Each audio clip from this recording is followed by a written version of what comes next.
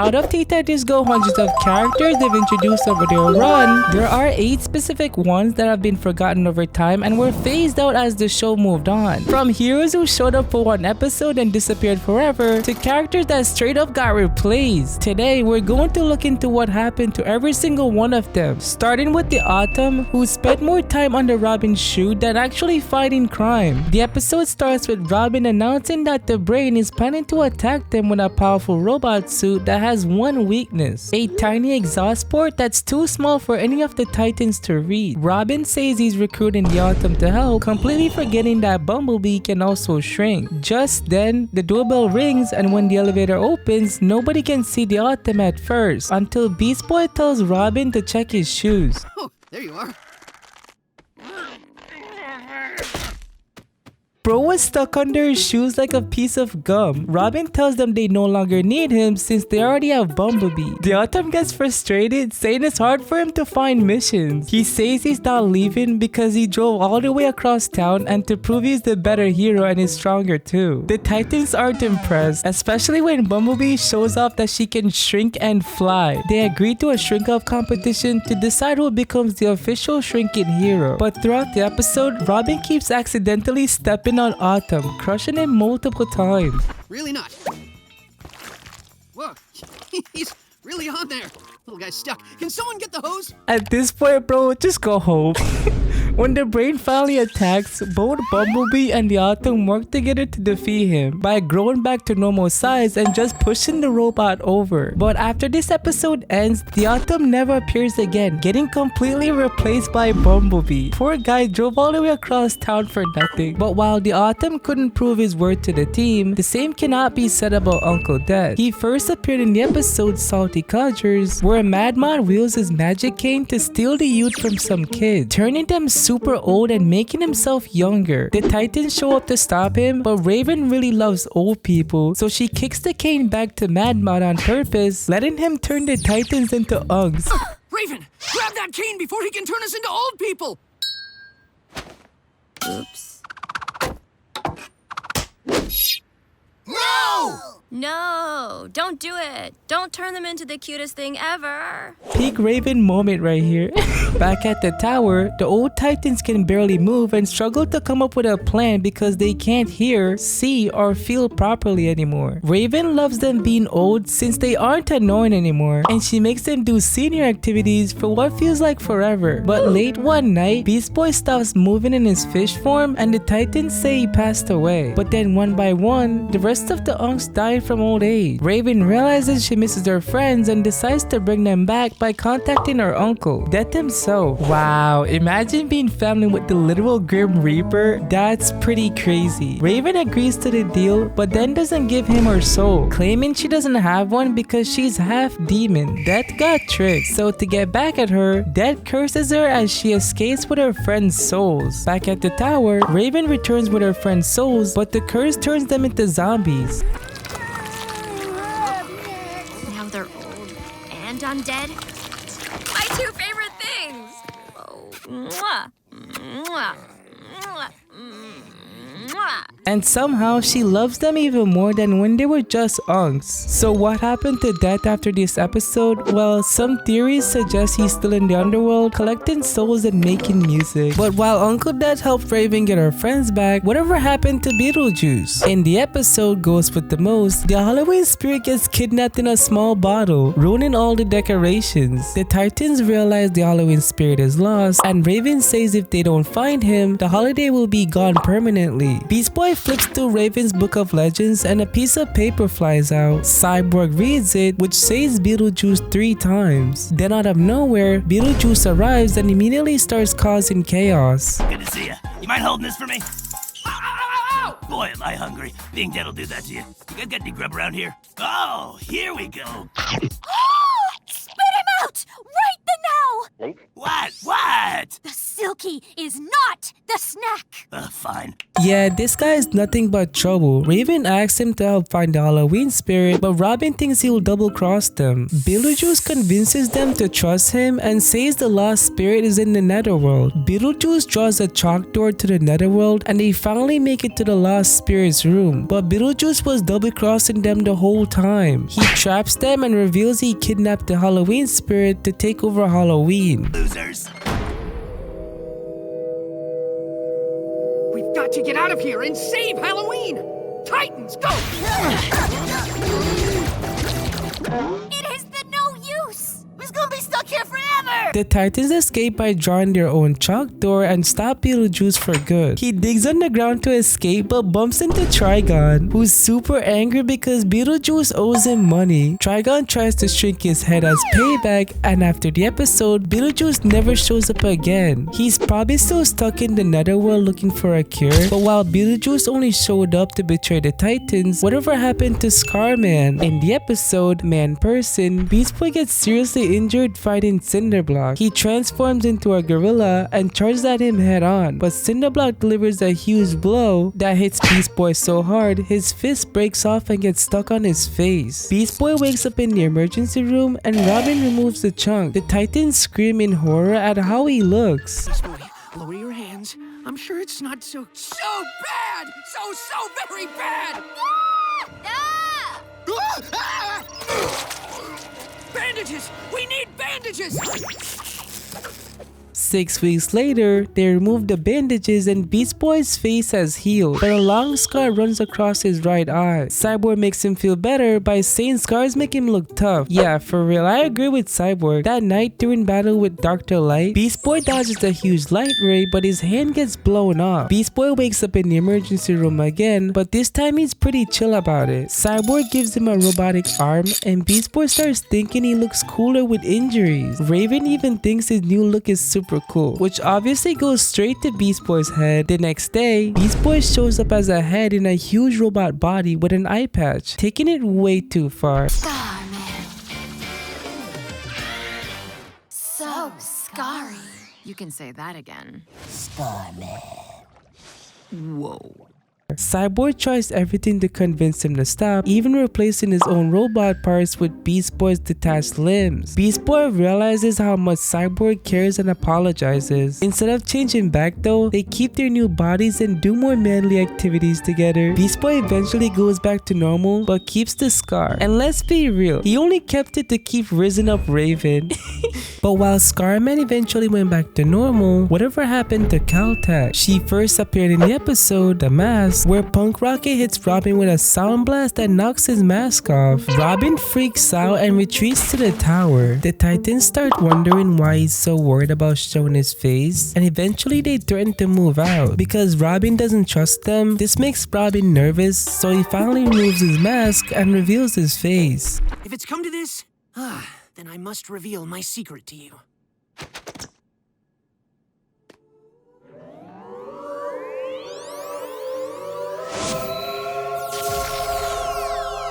He's got strong cheekbones, beautiful eyes, and a wide chin. The Titans are amazed and wonder why he had to hide it from them. And the Titans just can't get enough of how handsome he is. Like, he's so handsome. Wait, what? Where am I? Oh, I almost got trapped too.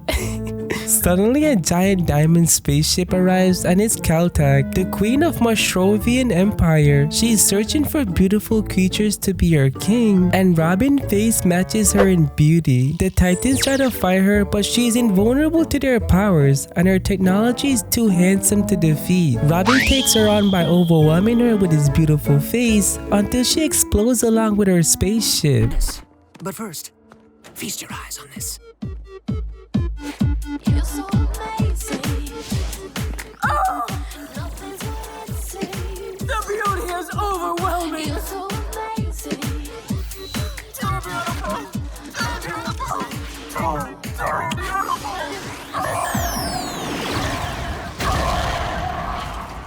So we're probably not going to see her again. The Titans tell Robin to put his mask back on for their sake and the world's sake. Turns out Robin's beautiful face was actually another mask, and when he takes it off, he reveals he has a parasite twin in his left eye. But while Caltech exploded from Robin's beautiful face, whatever happened to the Legion of Doom? They first appeared in the episode Snuggle Time, where the Titans are snuggling with kittens when the Hive attacks Jump City with a death laser. The Titans confront them for interrupting Snuggle Time, but during the fight, Robin tries out the death laser and has way too much fun with it. Soon all the Titans are using it and realize they're like being bad. Death Ray, go for it. Me first!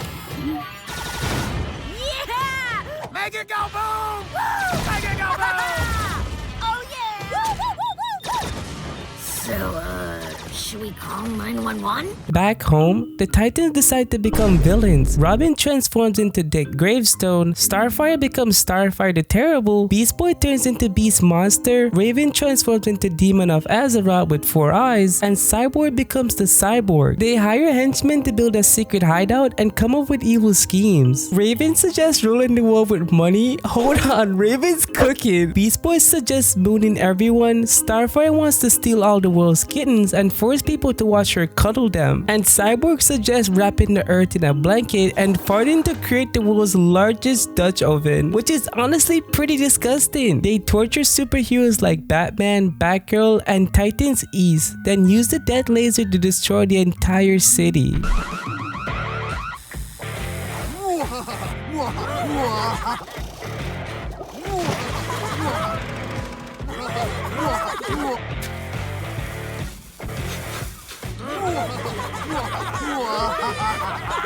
Love being evil. The Hive shows up angry because the Titans interrupted their snuggle time, but the Titans don't care. They didn't turn evil for revenge, they did it for fun. Then they did the most evil thing you could ever do. They wrapped the earth in a blanket and farted so hard it covered the entire world. But we ain't doing this so you could learn some dumb's lesson. Boring. We're doing it 'cause it's fun!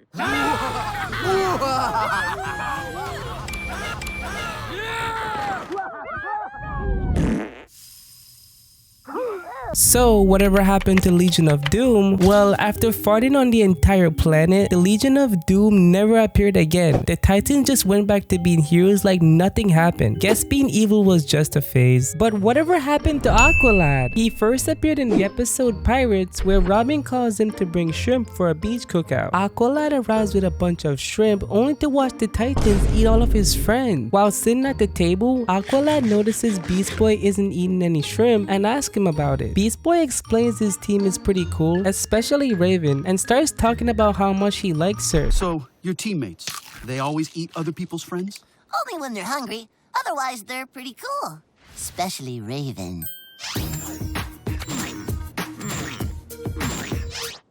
You mean the little dude with the hoodie? That's no dude. Hey! Check it. Aqualad can't keep his eyes off Raven and tells Beast Boy he'll go talk to her. Beast Boy thinks Aqualad is being his wingman, but Aqualad sits next to Raven, compliments her hood, and asks her out on a date right in front of Beast Boy. That night, Aqualad takes Raven for an underwater date where he shows her sharks attacking and eating innocent fish, which she absolutely loves. He even puts a fish skeleton in her hair like a hair clip. When they get back, Beast Boy confronts Aqualad and tells him to stay away from Raven. What?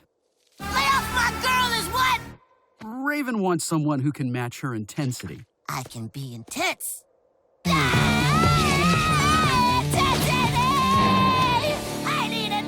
The next day, Raven tells them they can't fight over her unless it's to the death. She teleports everyone into a deathmatch arena and Beast Boy goes absolutely crazy, transforming to different animals and attacking Aqualad. Aqualad doesn't fight back at all and gets completely destroyed.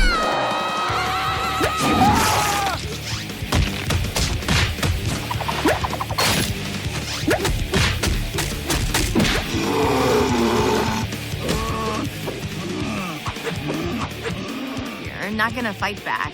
Yeah, you definitely don't want to mess with Beast Boy's crush. After the fight, Aqualad passes out for his injuries and gets taken to the hospital. When the Titans visit him, Aqualad suddenly sits up with an eye patch, a hook hand, and a peg leg. He screams in a pirate voice and escapes through the window on his hospital bed. After this episode, Aqualad continue appearing throughout the series in episodes like Rocks and Water, The Power of Shrimps, and even in season 8. But he never appeared as a pirate again, leaving fans wondering what happened to his pirate transformation. But while Aqualad never returned as a pirate, whatever happened to Beastman? He first appeared in the episode Beastman, where the Titans can't get into a rated 45+ movie because they're too young. Back at the tower, they play Random Animal Rally, where Beast Boy transforms into random animals his friends suggest. Cyborg accidentally said the word man, and Beast Boy transformed into an adult. Something!